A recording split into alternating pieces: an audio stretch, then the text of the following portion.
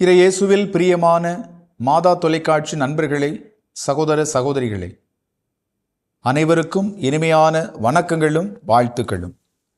இன்றைய அன்றாட உணவு நிகழ்ச்சியில் யோவான் எழுதிய தூய நற்செய்தி வழியாக உலக ஆசையை துறந்து இறை திட்டத்தை நிறைவேற்ற என்னும் சிந்தனையை சிந்திக்க, அதன் வழியாக இறை திருவுளத்தை நிறைவேற்ற நம்மையே முழுமையாக அர்ப்பணித்து வாழ இந்த இறை வார்த்தை நம்மை அன்புடன் அழைக்கின்றது.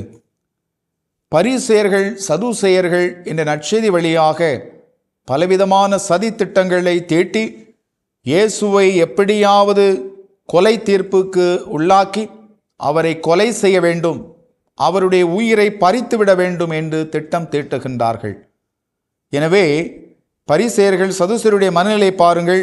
பரிசேயர்கள் சட்டம் ஒழுங்கு இவைகளின்படி வாழ முயற்சி எடுக்கக்கூடியவர்கள். சதுசேயர்கள் அரசியல் ரீதியாக அவர்கள் செயல்படக்கூடியவர்கள், செல்வம் நிறைந்தவர்கள், பதவியில் இருக்கக்கூடியவர்கள், ஒரு உயர்வான நிலையில் வாழக்கூடியவர்கள். இங்கே நாம் பார்க்கின்றோம், சதுசேயர்களில்தான் பல பேர் குருக்களாக இருக்கின்றார்கள். அதிலும் அந்த ஆண்டிலே தலைமை குருவாக இருக்கக்கூடிய கயபா என்னும் மனிதரை பாருங்கள். இப்படியே நாம் விட்டுவிட்டோம் என்றால் எல்லோரும் இயேசு பின் செல்வார்கள், எல்லோரும் இயேசுவை மட்டுமே ஏற்றுக்கொள்வார்கள், நம்மை ஒரேடியாக விலக்கி விடுவார்களே என்ற ஒரு விதமான அச்சம், பயம். மேலும் எதை முன்னிறுத்தி அவர்கள் செயல்படுகின்றார்கள் என்றால், நாம் இவ்வாறு விட்டுவிட்டோம் என்றால் ரோமை பேரரசு அதை வேறு விதமாக திருப்பி நம்முடைய பதவிகளை பறித்து விடுவார்கள். நாம் ஒரு உயர்ந்த பதவியில் நாம் மகிழ்ச்சியாக வாழ்ந்து கொண்டிருக்கின்றோம், நம்முடைய வாழ்க்கை ஒரு அதிசயமாக இருக்கின்றது. ஆனால் நாம் இதை இப்படியே விட்டுவிட்டோம் என்றால் நம்முடைய பதவி பறிபோய்விடும், நாம் பல நிலைகளில் துன்பத்திற்கு உள்ளாக்கப்படுவோம் என்று அவர்கள் அச்சம் கொண்டார்கள். எனவே தங்களுடைய பதவியை தக்க வைத்து கொள்ள இயேசுவை குற்றம் சுமத்துகின்றார்கள், சதி திட்டம் தீட்டுகின்றார்கள் என்பதை நாம் பார்க்கின்றோம். இங்கே ஒரு கருத்து நமக்கு முன் வைக்கப்படுகின்றது.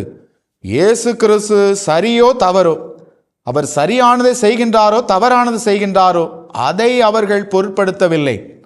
எங்களுடைய பதவியை தக்க வைத்து கொள்ள வேண்டும் என்றால் அவர் மீது ஏதாவது குற்றத்தை சுமத்தி, ஏதாவது பழி சுமத்தி, அவருக்கு ஏதாவது நிலையில் தண்டனை வாங்கி தர வேண்டும். இல்லை என்றால் நாம் மகிழ்ச்சியாக நிரந்தரமாக நாம் சுதந்திரமாக செயல்பட முடியாது என்பதை அவர்கள் புரிந்து கொண்டார்கள். எனவேதான் இயேசுவை அவர்கள் குற்றம் சுமத்துகின்றார்கள் என்பதை இது நமக்கு உணர்த்துகின்றது. இந்த உலகத்தில் நம்முடைய மனநிலையும் அத்தகையில்தான் இருக்கும். என்னுடைய பதவியை நான் தக்க வைத்து கொள்ள மற்ற மனிதர்கள் மீது குற்றம் சுமத்தி ஏழை எளிய மக்களை நசுக்கி ஒடுக்கி வாழக்கூடிய மனநிலை கொண்டவர்கள் இந்த உலகத்தில் பல இடங்களில் வாழ்ந்து கொண்டிருக்கின்றார்கள். அத்தகைய மனிதர்கள் தங்களுடைய மனதை மாற்றிக்கொள்ள வேண்டும் என்பதை இயேசு நமக்கு உணர்த்துகின்றார்.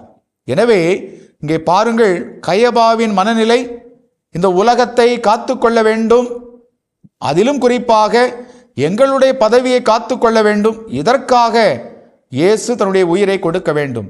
ஆனால் கடவுளின் திட்டம் இயேசு உயிரை கொடுக்க வேண்டும் தான், ஆனால் கயபாவின் குறிக்கோளுக்கு ஏற்றவாறு அல்ல, கயபாவின் நோக்கத்திற்காக அல்ல. இந்த உலகம் பாவத்திலிருந்து விடுதலை பெற்று, இந்த உலகம் பாவத்திலிருந்து மன்னிப்பு பெற்று இறைவன் தரக்கூடிய அந்த மகிழ்ச்சியை, அந்த நிலை வாழ்வை பெற வேண்டும் என்பதற்காக இயேசு தன்னுடைய உயிரை கொடுக்க வேண்டும் என்பதை கடவுள் திட்டமாக வைத்திருக்கின்றார். ஆம் அன்பிற்குரியவர்களை, நம்முடைய வாழ்வையும் நாம் சிந்தித்து பார்ப்போம். நாம் நம்மிடம் இருக்கக்கூடிய பதவியை தக்க வைத்து கொள்ள பிறர் மீது குற்றம் சுமத்துகின்றோமா? நாம் நமது மனதை மாற்றிக்கொள்வோம். அதே வேளையில் இயேசுவை போன்று பிறருடைய வாழ்வுக்காக நம்மையே அர்ப்பணித்து தியாகத்தோடு வாழ முயற்சி எடுப்போம். இறைவன் என்றென்றும் வாழ்த்து பெறுவாராக. இயேசுவுக்கே புகழ், இயேசுவுக்கே நன்றி. மரியே வாழ்க.